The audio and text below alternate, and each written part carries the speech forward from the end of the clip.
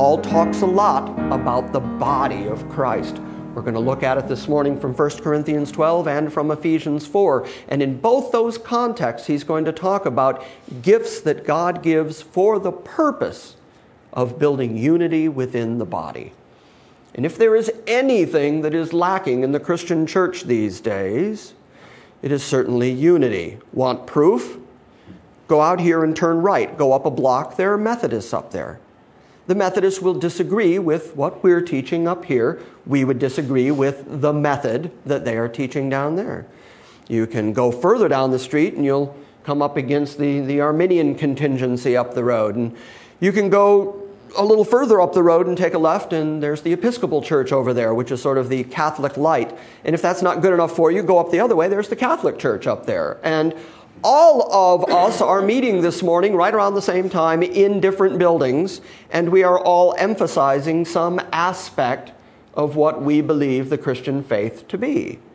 And it is our history and presuppositions and splits and emphasis of doctrine that have taken the church off in all these different directions. Now, Paul argues that there ought to be unity within the Christian church based on primarily sound doctrine.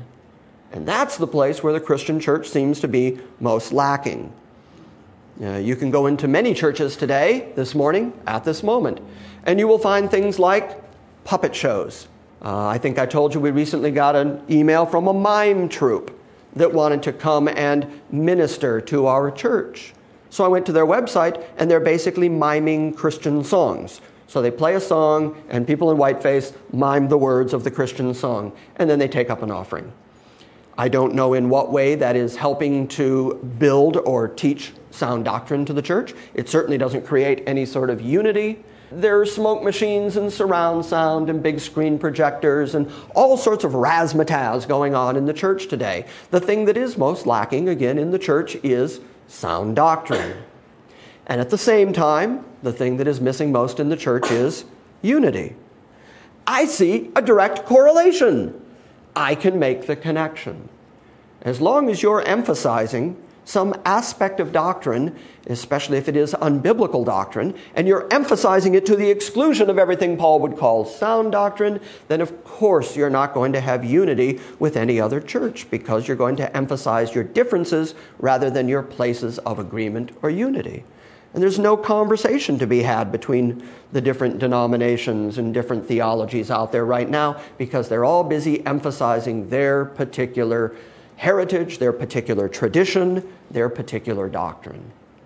So Paul argues that the reason for the spirituals, the graces, the spiritual gifts, is so that we will all come to what he's going to call the unity of the faith. No sooner was Paul out teaching, no sooner did he make his first journey and start planting churches, than immediately there were splits, there were schisms right away.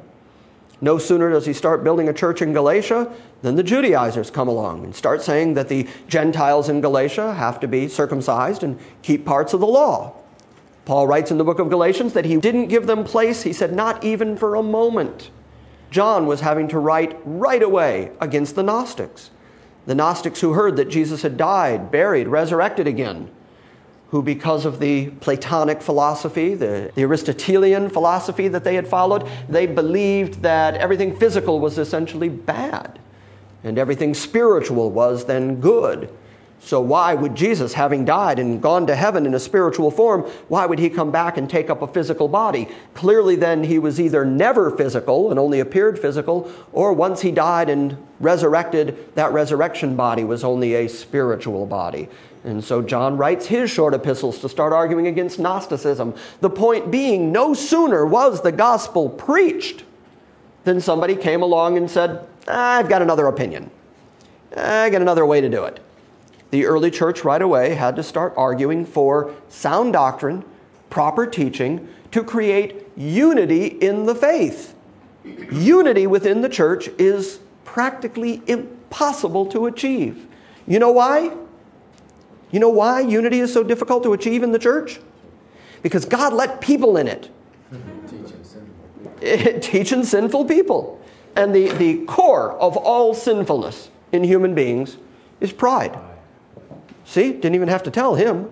Self-sufficiency. We figure right away that we know it. We got it. We've got a better idea. I've got a better plan. I have a better theology. I have a little twist on this. I have a deeper understanding than you do. I have an interpretation that works better for me. I have this grander scheme. My idea makes God more approachable or more likable or more nice. My God is all love. Your God is a monster.